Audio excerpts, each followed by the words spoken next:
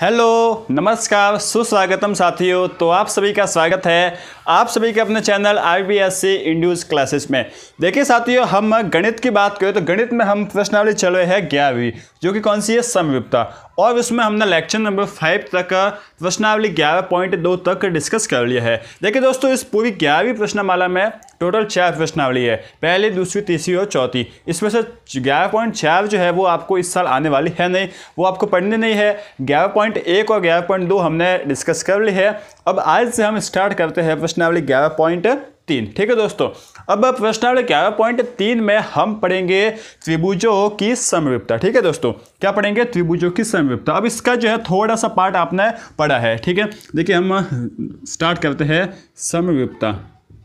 समरूपता किसकी? त्रिभुजों की।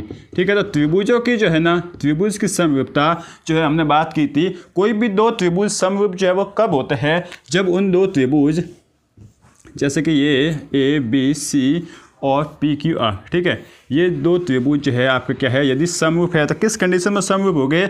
यदि उनके संगत कोण जो है वो समान होंगे। संगत कोण मतलब कोण A का जो है वो, कोण A जो है वो कोण P के बराबर होगा, कोण B जो है वो कोण Q के बराबर होगा और कोण C जो है वो कोण R के बराबर होगा। तो दो त्रिभुज जो है वो कब समरूप होते हैं? जब उन दोनों त्रिभुजों के संगत कोण जो है वो बराबर होते हैं तथा उनकी संगत भुजाओं का अनुपात, जैसे कि AB की जैसे भुजा कौन सी है? PQ, तो संगत भुजाओं का अनुपात जो है वो समान होगा। जैसे कि AB बटे PQ का जो मान होगा वही मान जो है BC बटे QR का होगा, और वही मान जो है किसका होगा? AC बटे PR का। तो दो त्रिभुज इन दो कंडीशनों में यदि इनके संगत कोण समान है तथा उनके यदि संगत भुजाओं का अनुपात समान है तो जो है दो त्रिभुज ABC समरूप होगा त्रिभुज PQR के। ये जो है अब तक हमने पढ़ लिया। ठीक है, अब इनके ऊपर जो है अलग अलग हमें सवाल देखने को मिलेंगे, इनके ऊपर अलग अलग हमें जो है वो सवाल करने पड़ेंगे। ठीक है दोस्तों, तो वो किस तरीके के सवाल होंगे? उनके लिए जो है हमें 3 नियम, ऐसे एक तरीके से आप कह सकते हो कि 3 नियम याद रखने पड़ेंगे। जैसे हमने क्लास 9 में सर्वांग क्षमता पढ़ने के लिए हमने नियम पढ़े थे। कौन से नियम था? जैसे कि SA सर्वांग क्षमता का नियम, आपका ASA सर्वांग क्षमता का नियम, इसके बाद जो है RHS सर्वांग क्षमता का नियम। तो ये सभी सर्वांग क्षमता का नियम थे ना। ठीक इसी तरीके से जो है आपको इस चैप्टर में, इस 11.3 प्रश्नमाला में जो है वो आपको इस समरूपता के नियम पढ़ने को मिलेंगे। ठीक है, तो सबसे पहला हम नियम स्टार्ट करते हैं। कौन सा? AAA समरूपता का नियम। सबसे पहला नियम कौन सा है? AAA समरूपता का नियम। अब ये AAA समरूपता का नियम जो है वो क्या है, इसको जो है हम समझते हैं। सिंपल सा जो है ना मतलब है, इसको जो देखिए फटाफट हम कहते हैं। देखिए आपको जो है सबसे पहले आप उतारिए AAA समरूपता का नियम। अब ये जो है वो नियम क्या है? देखिए इस नियम में सिंपल सा जो साफ साफ बोला हुआ है कि दो समान कोणिक त्रिभुज आपस में समरूप होते हैं। इसको जो आप समझिए, दो समान कोणिक या दो समकोणिक त्रिभुज जो है वो आपस में जो है क्या होते हैं? त्रिभुज समरूप होते हैं। अब ये जो है आपको कैसे, ये जो है ये नियम, ये जो है कैसा नियम है, इसको जो है हमें समझना पड़ेगा। देखिए सबसे पहले जो है ना, इस समकोणिक त्रिभुज का मतलब क्या होता है, ये जो है हमने आपको जो है हमने जो है इस जो पहले वाले वीडियो है उसमें पढ़ चुके हैं कि ये समकोणिक त्रिभुज क्या होता है। ऐसे कोण या फिर ऐसे त्रिभुज जिनके सभी संगत कोण जो है वो समान होते हैं उन्हें समकोणिक त्रिभुज कहते हैं। मतलब जैसे कि देखिए आपके पास ये दो त्रिभुज है, त्रिभुज ये है आपका ABC और दूसरा त्रिभुज है त्रिभुज आपका PQR। तो यदि इस त्रिभुज के संगत कोण बराबर होंगे, जैसे कि कोण A और कोण P जो है वो बराबर हो गया, कोण B और कोण Q जो है वो भी बराबर हो गया, और कोण C और कोण ये R है, और कोण C और कोण R जो है वो भी बराबर हो गया। तो यदि इन दोनों त्रिभुजों के सभी संगत कोण बराबर होंगे ना तो उनको जो हम क्या बोलते हैं? समान कोणिक त्रिभुज कहते हैं। ठीक है, तो दो समान कोणिक जो त्रिभुज होते हैं ना वो आपस में समरूप होते हैं। तो सिंपल सी बात है ना, देखिए इसके ये कोण और ये कोण दोनों समान है, ये कोण और ये कोण दोनों समान, और ये कोण और ये कोण ये भी समान है। तो इस कंडीशन में हम कहेंगे कि ये दोनों त्रिभुज जो है आपस में समरूप है। ठीक है, क्या आपको देखना है कि यदि इन दोनों त्रिभुजों के तो जो तीनों संगत कोण है वो आपस में बराबर है, इसका मतलब ये त्रिभुज जो है ना, त्रिभुज ABC और त्रिभुज जो है ना PQR त्रिभुज पी क्यू आर आपस में जो है वो समरूप होंगे। ठीक है, ये जो है आपको देखना है। और यदि त्रिभुज समरूप होते हैं कोई भी दो त्रिभुज आपस में, तो उसकी विशेषता क्या होती है कि उनका संगत कोण तो समान होती है। तो ये यहाँ पर जो है आपको संगत कोण समान दे दिए गए हैं, और साथ ही साथ जो है ना उनकी भुजाओं का अनुपात भी जो है वो समान होता है, अनुपात जो है वो समान होगा। जैसे कि ए बी बटे पी क्यू हो जाएगा, यहाँ पर हो जाएगा बी सी बटे क्यू आर हो जाएगा, और यहाँ पर जो हो जाएगा ए सी बटे पी आर। ठीक है, ये जो है आपका समान होगा। मतलब आपको कहीं पर ये दे दिया गया है, तो इससे जो है आप बोल सकते हो कि दोनों त्रिभुज जो है वो समरूप है। और यदि ये दोनों त्रिभुज समरूप है तो जो है आप ये भी जो है वो लिख सकते हो। इससे जो है सीधा सा निष्कर्ष ये निकलता है कि इन जो त्रिभुज है दोनों त्रिभुज के संगत भुजाओं का अनुपात जो है वो समान रहेगा। ठीक है, यह है आपका ए समरूपता का नियम। अब इससे जो है ना हम ए समरूपता का नियम भी कहते हैं। इस नियम को हम क्या कहते हैं? ए समरूपता का नियम, ए समरूपता का नियम। अब देखिए दोस्तों, पहले तो जो है ना ये समझते हैं कि ये ए होता क्या है। देखिए ए मतलब वैसे मैंने जो है आपको सरल क्षमता में बताया था, ए का मतलब होता है एंगल, एंगल मतलब कोण। तो आपको तीन ए दे रखा मतलब तीन कोण। तो देखिए तीनों कोण जो है आपस में बराबर है, सिंपल सी बात है। एस का मतलब भुजा होता है, तो यदि आपको एस नियम बोल दे तो तीनों भुजाओं का जो अनुपात होगा वो समान होगा, वो हम आगे देखेंगे। अब यहाँ पर जो है ना आपको बोला है कि ए समरूपता का नियम। अब ए समरूपता के नियम को हम ए समरूपता का नियम भी कहते हैं। कैसे कहते हैं? देखिए दोस्तों, मैं आपको एक बात बताता हूं। आपको जो है ना ये बोल दिया कि ये जो है आपका कोण 60 डिग्री का है, और ये कोण जो है वो 60 डिग्री का है। ठीक है, ये जो है आपको दे दिया गया है। इस त्रिभुज का नाम दे दो आप ए बी और सी। ठीक है, अब आपको दूसरा त्रिभुज भी दे दिया गया है। ठीक है, क्या दे दिया?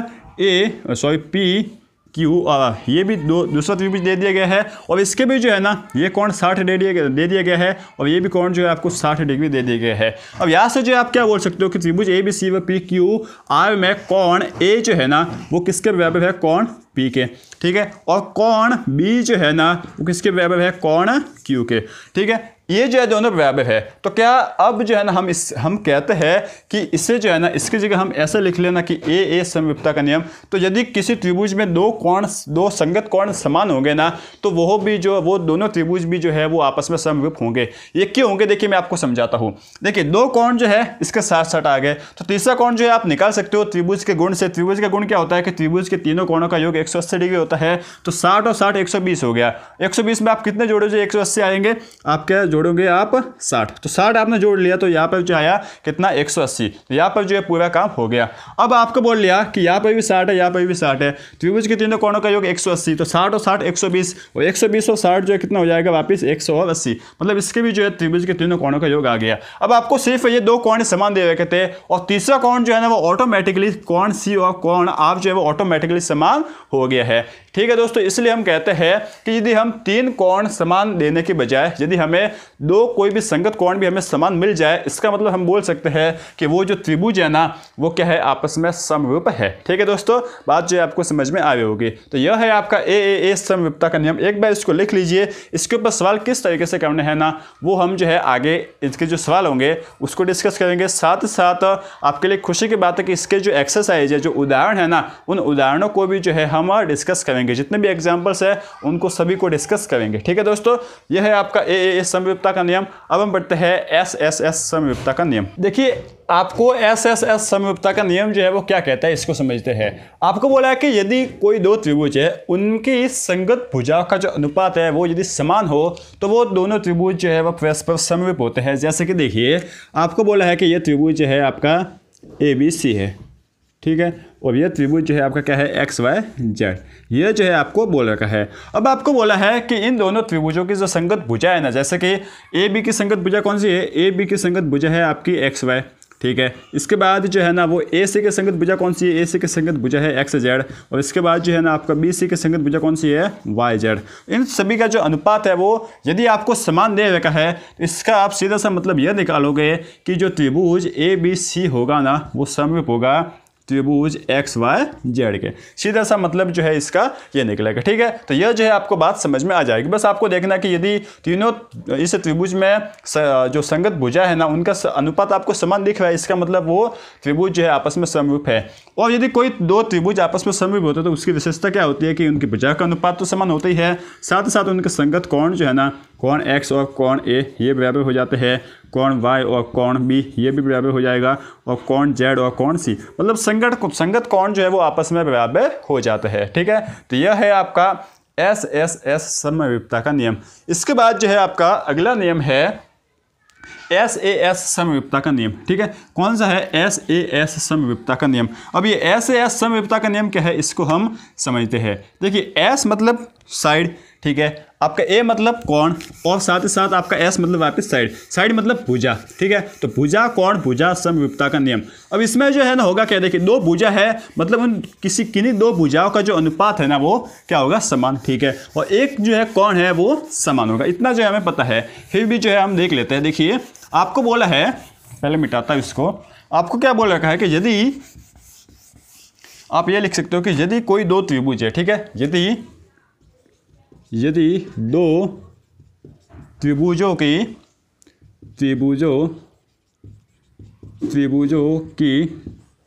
कोई भी दो हो सकती है, आपको जो है वो पता नहीं, कोई भी दो भुजाएं, कोई भी दो संगत भुजा, ठीक है, कोई भी दो संगत भुजाओं का अनुपात, कोई भी दो संगत भुजा है उनका जो है वो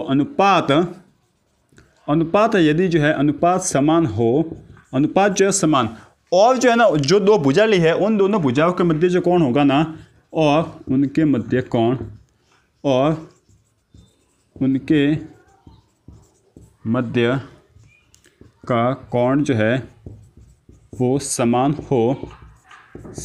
हो तो वो त्रिभुज जो है वो क्या होते हैं, समरूप होते हैं। तो वे त्रिभुज जो है वो समरूप होते हैं। ठीक है, देखिए हम इसको समझते हैं। जैसे कि आपको त्रिभुज दे रखा है ABC, और कौन सा है आपका X Y और Z, या फिर PQ R ले लेते हैं, ABC और PQ और R, ये जो है आपको दो त्रिभुज दे रखे हैं। अब आपको बोला कि इसमें से कोई भी दो संगत भुजा है। मान लो यदि आपने एक ये भुजा ले ली AB, ठीक है, तो AB की संगत भुजा कौन सी है, आपकी PQ। ठीक है, ये दो भुजा हो गई। अब इसकी कोई भी दूसरी भुजा मान लो आपने ले ली AC, क्या ले ली, AC, तो AC की संगत भुजा कौन सी है, PR। तो यदि कोई भी दो संगत भुजाओं का अनुपात जो है वो समान है ना, और साथ ही साथ उन दोनों भुजाओं के मध्य का कोण, देखिए भुजाओं के मध्य का कोण कैसे, जैसे कि आपको दे रखा है ये AB भुजा और एक भुजा थी आपकी AC, यहाँ पर कौन कौन सी भुजा है, PQ, और ये है आपका PR। तो आपको साफ दिख रहा होगा कि इन भुजाओं के मध्य का कोण कौन सा है, ये वाला कोण है। ठीक है, तो ये वाला कोण जो है इन दोनों में समान होगा, कोण A जो है वो कोण P के बराबर होगा। बात जो है आपको समझ में आ रही होगी। अब इसी केस में यदि आपको ये दे दिया होता कि कोण भुजा AB की संगत भुजा कौन सी है, PQ, ठीक है, ये बराबर होगी भुजा BC, और BC के संगत भुजा कौन सी है, QR। ये दोनों यदि बराबर है ना, तो जो है ना, और साथ ही साथ इनके मध्य का कोण, अब इनके मध्य का कोण कौन सा होगा, ये और ये भुजा ली है, यहाँ पर भी ये और ये भुजा ली, तो कौन सा कोण होगा, ये वाला कोण। मतलब साथ ही साथ कोण B और कोण Q जो है वो बराबर होगा ना, तब हम कह सकते हैं कि ये दोनों त्रिभुज जो है वो आपस में समरूप है। ठीक है, अब यदि ये दो भुजा ले ली होती, यहाँ पर भी ये दो, तो इनके मध्य का कोण कौन सा होगा, कोण C और कोण R। ये भी यदि बराबर होता तो आप बोल सकते हैं कि यहाँ पर जो है वो SAS समरूपता का नियम लग रहा है। ठीक है, तो SAS समरूपता का नियम क्या है, सिंपल सा जो है आपको समझ में आ गया होगा। बस कोई भी दो संगत भुजाओं का अनुपात समान होना चाहिए, और जो आपने दो भुजाएं लिए ना उन दोनों भुजाओं के मध्य का कोण जो है वो समान होना चाहिए। ठीक है, यह जो है आपके 3 समरूपता का नियम है। अब इन 3 समरूपता के नियमों का उपयोग करते हुए हम इस पूरी 11.3 प्रश्नावली को करेंगे, लेकिन उससे पहले इसके कुछ उदाहरण है, तो उन उदाहरणों को जो है हम देख लेते हैं। देखिए उदाहरणों में जो सिंपल होंगे, जिसको आप देख कर समझ सकते हो, उनको जो है हम करने को है नहीं। दूसरे जो थोड़े टिपिकल एग्जाम्पल्स हो गए, उनको जो है हम अभी यहाँ पर डिस्कस कर लेते हैं। ठीक है दोस्तों, तो चलिए दोस्तों, अब देखिए दोस्तों, समरूपता का हम सबसे पहला सवाल और आपका इस बुक का एग्जाम्पल नंबर 3 को हल करते हैं। देखिए अब जो हम समरूपता के सवालों को करने जा रहे हैं, तो कुछ ना कुछ आपके दिमाग में होना चाहिए कि किस तरीके से इन सवालों को करना है। तो मैं जो है यहाँ पर आपको एक बेस्ट, एक सबसे आसान ट्रिक जो है वो बताने वाला हूँ।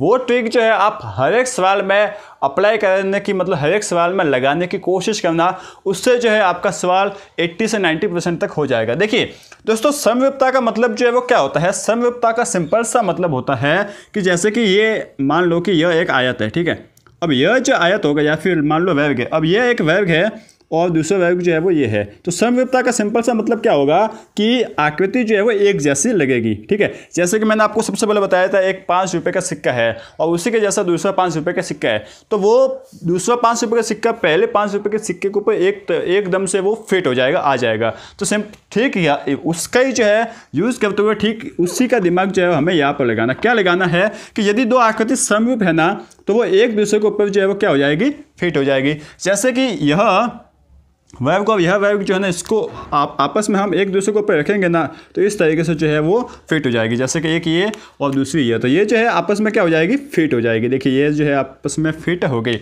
तो आपको यही कोशिश करनी है कि जो है ना आपको जो है क्या करना है, सिंपल सा मतलब कि आकृतियों को जो है एक दूसरे के ऊपर रखने की कोशिश करना है। आपको ये दिमाग लगाना है कि एक दूसरे के ऊपर हम आकृति को कैसे रख सकते हैं। सबसे पहली बात ये है। दूसरी बात, इसमें जो भी जितने भी आपको सवाल आएंगे ना वो त्रिभुजों के ऊपर ही आएंगे। तो त्रिभुजों को जो है एक दूसरे के ऊपर आपको फिट करने की कोशिश करना है। ठीक है, कैसे फिट किया जाता है उसको जो है हम देखते हैं। देखिए कैसे फिट करना, देखिए जैसे कि ये आपको दो त्रिभुज दे रखे, जैसे कि पहले सवाल पढ़ते हैं। आपको बोला है कि आकृति में यदि OA डॉट OB, मतलब OA डॉट का मतलब गुणा OA गुणा OB बराबर OC गुणा OD है, तो दर्शाइए कि कोण A बराबर कोण C होगा और कोण B बराबर कोण होगा D। अब ये जो है आपको कैसे पता लगेगा कि कोण A बराबर कोण B, अब ये और ये कोण जो है वो बराबर कैसे होंगे। साथ ही साथ जो है आपका कोण D और कोण C बोला है आपको। देखिए कोण A और कोण C बोला है और बोला है आपको कोण D और कोण B। ठीक है, अब ये कोण जो है वो बराबर कैसे होंगे, किस तरीके से होंगे, इसको जो है आपको सोचना थोड़ा सा डिफिकल्ट होगा। ठीक है, अब आपको ये भी यहाँ पे पता नहीं है कि ये एक दूसरे के संगत कोण है या नहीं है, तो आप काम कीजिए, आप इस छोटे वाले त्रिभुज को इस बड़े वाले त्रिभुज के ऊपर रखने की कोशिश कीजिए। कैसे रखोगे, देखिए आप जो इस त्रिभुज के बीच में से तोड़ दीजिए। देखिए यह काम जो है मैं करना है, बीच में से तोड़ा तो कुछ ये त्रिभुज जो है वो ऐसा दिखेगा। ठीक है, अब इसका नाम जो क्या है OC और B, इसका ये नाम है। और इस छोटे वाले त्रिभुज को इसके ऊपर रखा। ठीक है, तो छोटे वाले त्रिभुज को इस तरीके से इसके ऊपर रखा। ठीक है ना, ये जो है आपका छोटा वाला त्रिभुज है, इसका नाम क्या है, ये O है यहाँ पर, इसके बाद ये A है। इस जैसे इसको इस तरीके से घुमा गया तो ये A हो गया ना, और ये हो गया आपका D। ये जो है आप बात समझ रहे हो ना, इसको जो है ना जस्ट हमने इसके ऊपर रखा है। ठीक है, इस तरीके से रखा है। अब देखिए, अब आपको पता चल रहा है कि संगत कोण क्या है और संगत भुजा कौन सी है। देखिए संगत कोण कौन कौन से आपको यहाँ पर दिख गए। संगत कोण जैसे कि एक तो दिख गया आपका A, एक कोण दिख गया आपका C। ठीक है, एक कोण दिख गया D और एक कोण दिख गया B। ठीक है, साथ ही साथ O तो जो है दोनों में समान है, साथ साथ संगत भुजा भी जो है आपको दी गई है। अब यदि संगत कोण यहाँ पर समान करने का बोला है, देखिए संगत कोण समान मतलब समान है ये सिद्ध करने का आपको बोला है, इसका मतलब कहीं ना कहीं इसमें समविपता तो जो है वो लगती ही होगी। ठीक है दोस्तों, अब यदि समविपता लगती है तो हमें इसके लिए एक क्या दे दिया गया है, एक हिंट दे दी गई है, जो कि क्या है, OA गुणा OB बराबर है OC गुणा क्या है OD। ठीक है, अब ये जो आपको हिंट दे दी गई है, तो सबसे पहले तो जो है आप ये देखिए कि यदि हम ये भुजा जो है कहीं ना कहीं ये भुजा दे रखी, देखिए OA गुणा OB, ठीक है, बराबर है OC गुणा OD। तो अब कहीं ना कहीं हम यदि इतना दिमाग लगा ले, हमने यदि ये किया हुआ तो हम ये दिमाग लगा सकते हैं कि ये OA, तो इस OA के संगत भुजा कौन सी है, OC। ठीक है, तो उस OA के बट्टे में हम OC को ला ले। ये जो है हमें किससे दिमाग लगा, इससे। देखिए दोस्तों, कोई किसी भी सवाल को रटना नहीं है, हम जो है दिमाग लगा के कर रहे हैं। तो देखिए दोस्तों, हमने क्या किया, आपने किया, देखिए सबसे पहले लिखा कि दिया है। इसमें जो है लिखना कैसे है, पहले लिखना पड़ेगा दिया है। ठीक है, क्या दे रखा है आपको, OA डॉट OB बराबर है OC डॉट OD।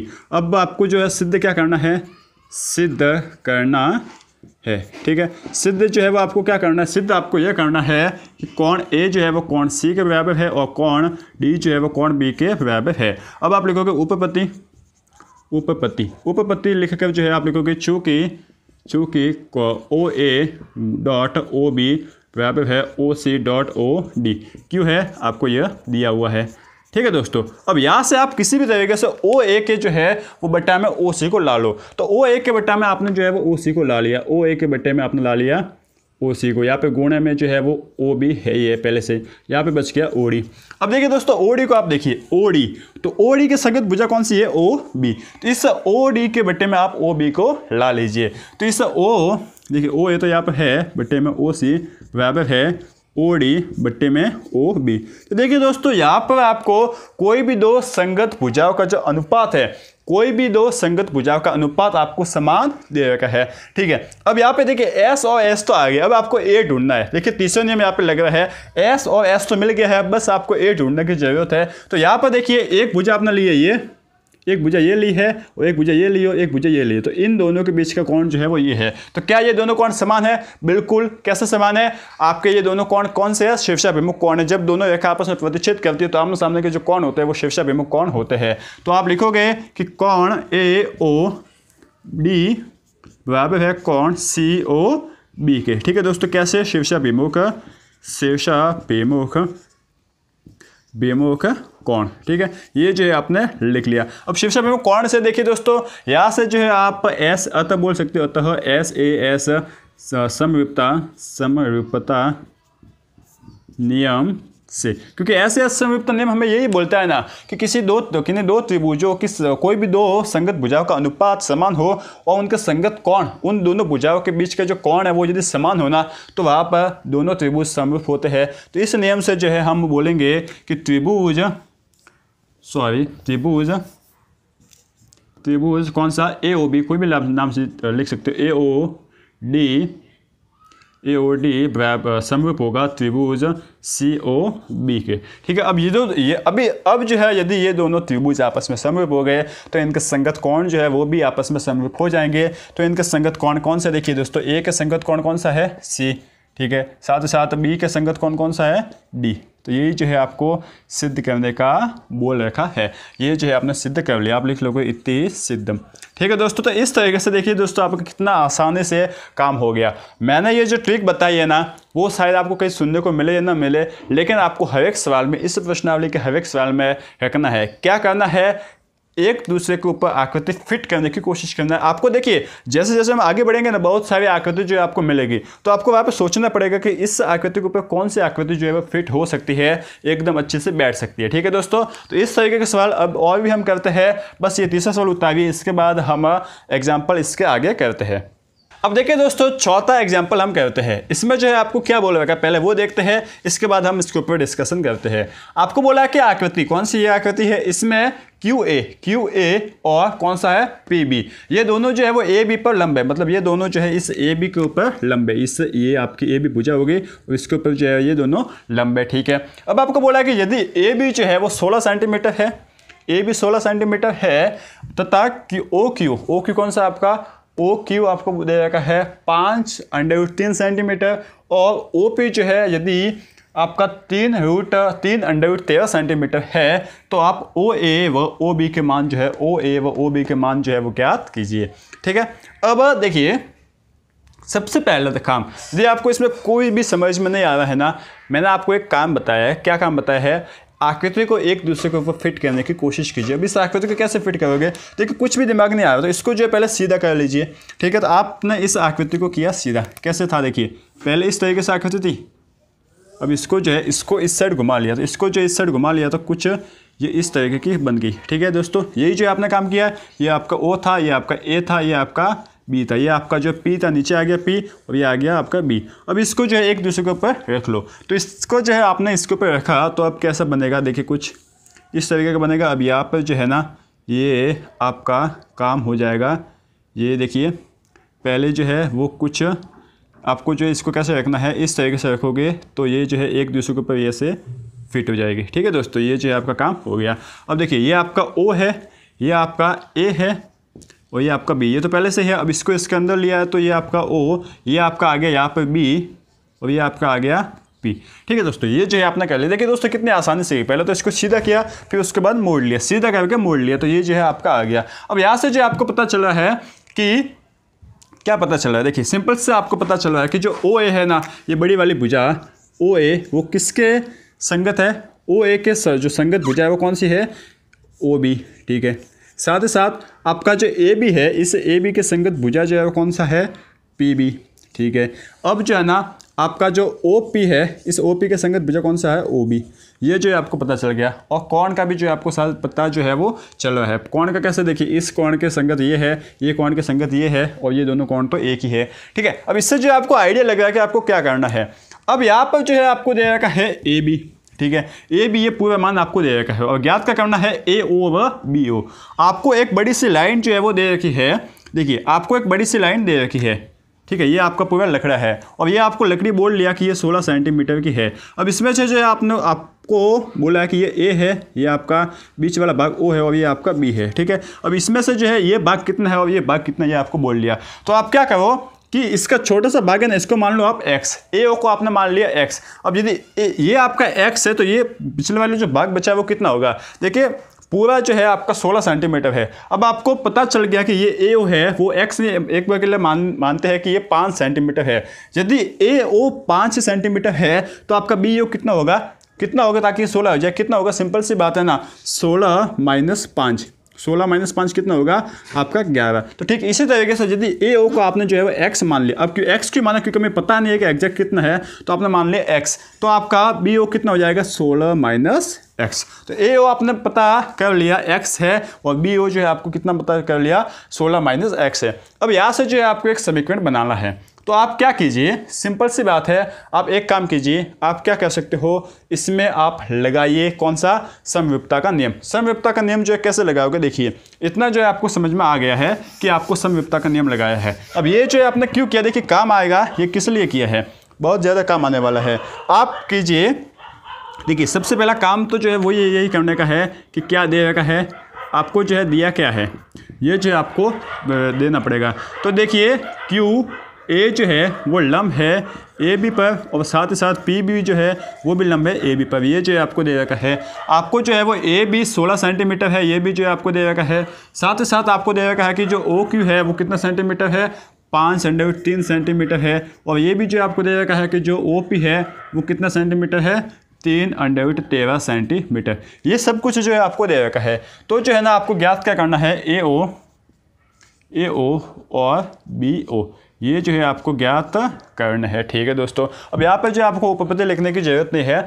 अब सिंपल सी बात है, आप इन दोनों त्रिभुजों को जो है वो समरूप बता लीजिए। समरूप जो है कैसे बताओगे, देखिए दोस्तों ये त्रिभुज भी आपका समकोण है और ये त्रिभुज भी समकोण है, मतलब इसका ये कोण और ये कोण जो है वो क्या होगा, सिंपल सी बात है क्या होगा, ये कोण और ये कोण क्या हो जाएगा आपका समान, ठीक है। और ये कोण और ये कोण तो समान है ही, कैसे कोण है, शीर्षाभिमुख कोण है। यदि दो रेखा आपस में प्रतिच्छेद करते हैं तो जो आमने सामने कोण बनते हैं वो समान होते हैं, जिसे हम शीर्षाभिमुख कोण कहते हैं। तो किसी त्रिभुज में दो कोण समान है, इसका मतलब वो ऑटोमेटिकली जो है वो ए समविप्तता का नियम लग जाएगा, क्योंकि ए समविप्तता का नियम से जो है कोई भी दो त्रिभुज आपस में समविप्त होते हैं, ठीक है। अब दो कोणों से क्यों हुए, क्योंकि मैंने आपको बताया था कि यदि किसी त्रिभुज के दो कोण, दोनों त्रिभुज के दो कोण आपस में समान हो तो तीसरे कोण ऑटोमेटिकली आपस में समान हो जाते हैं।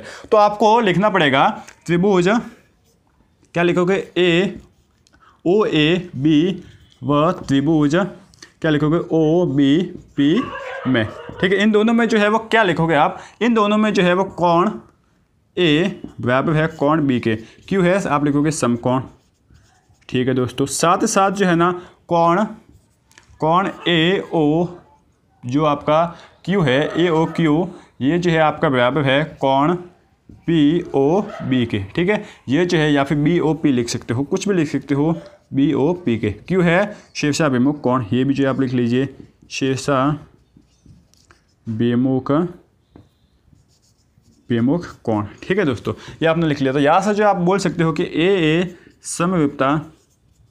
समविप्तता नियम से, इस नियम से जो है वो क्या हो जाएगा, त्रिभुज ओ ए बी समरूप होगा त्रिभुज ओ बी पी के। ये दोनों त्रिभुज जो है वो क्या हो गए, आपस में समरूप हो गए।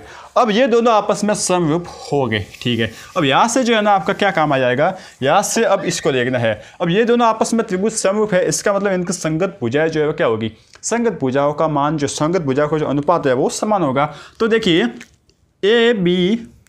ओ ए की संगत भुजा कौन सी है, ओ ए की संगत भुजा है ओ बी, ठीक है। अब यहाँ से जो आपको पता नहीं चलता कि ओ ए के संगत भुजा कौन सी है, कहीं ना कहीं आप कंफ्यूज हो जाते, तो यहाँ पर तो भी पता चला है, या फिर तो काफ़ी हद तक पता चला है कि ओ ए के बराबर ओ बी है, लेकिन बहुत जगह होता है हम कंफ्यूज हो जाते हैं। इसलिए जो मैंने आपको ये बेस्ट ट्रिक बता रखी है। इसके बाद आप कहोगे कि जो ए बी है, ए बी के संगत भुजा कौन सी है, पी और बी और पी, ठीक है। और साथ ही साथ आपका ओ पी के संगत भुजा कौन सी है, ओ बी।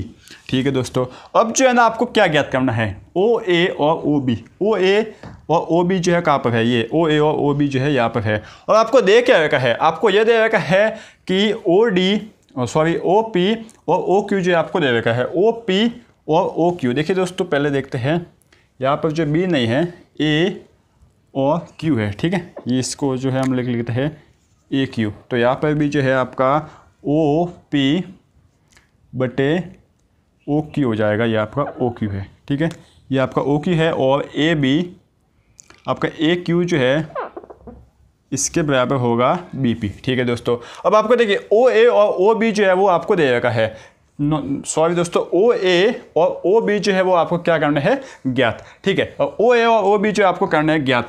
और जो है आपको दे क्या रखा है, आपको यह दे रखा है कि जो आपका ओ क्यू है ना, ओ क्यू और ओ पी, ये दोनों जो है आपको दे रखा है। ओ क्यू और ओ पी जो है कहाँ पर आ रहे हैं, ये यहाँ पर। ठीक है, ये दोनों जो है आपको दे रखे हैं। अब जो है ना आपको क्या करना है, इसको हटा देना है। तीनों आपस में बराबर है, मतलब ये और ये भी बराबर है और ये भी बराबर है। तो यहाँ से आप लिखोगे ओ ए बटे ओ क्या हो जाएगा, बी, बराबर हो जाएगा ओ पी, ओ ए बटे ओ बी बराबर हो जाएगा ओ क्यू बटे ओ पी होगा। ठीक है, ओ क्यू बटे ओ पी। देखिए दोस्तों, पहले आपने बड़े वाला त्रिभुज लिया, जैसे कि ओ ए बटे ओ बी लिया, तो पहले आपने बड़े वाले त्रिभुज की भुजा ली, तो यहाँ पर भी पहले बड़े वाले त्रिभुज की भुजा लोगे ओ क्यू बटे ओ पी। तो आप लिखोगे ओ क्यू बटे ओ पी। ठीक है, अब जो है ना आप एक काम कीजिए, आपने जो है ना लिखोगे कि माना, देखिए माना कि क्या लिखोगे आप, माना कि आपने मान लिया कि जो ओ ए है ना, ओ ए इसको आपने मान लिया एक्स, माना कि ओ ए जो है वो क्या है, एक्स है। तो जो है आपका ओ बी जो है वो क्या हो जाएगा, ओ बी क्या हो जाएगा आपका 16 माइनस एक्स। ये जो सिंपल सी बात जो है मैंने आपको समझाई, ये समझ में आता है। यदि ये आपका एक्स है तो ये कितना हो जाएगा, 16 माइनस एक्स, क्योंकि टोटल 16 है। अब ये आपका एक्स हो गया तो दूसरा भाग कितना बचेगा, 16 माइनस एक्स। ये जो है आपने लिख लिया, बस अब जो है आपका काम हो गया। अब जो है आप आराम से इनको हल कर सकते हो। देखिए अब जो इसका काम था ना, ये काम जो है आपका हो गया पूरा। अब देखिए क्या करोगे आप, अब जो है ना आपको ओ ए दे रखा है एक्स, आपका 16, ओ भी दे रखा है 16 माइनस एक्स। यहाँ से जो है ओ क्यू जो है आपको कितना दे रखा है, ओ क्यू आपको दे रखा है 5√3, और आपको दे रखा है ओ पी कितना दे रखा है 3√13। यहाँ से जो आप इसको हल कीजिए, देखिए दोस्तों हल करने जाओगे तो यहाँ से आपको मिलेगा 3√13 एक्स बराबर 16 माइनस एक्स इंटू 5√3।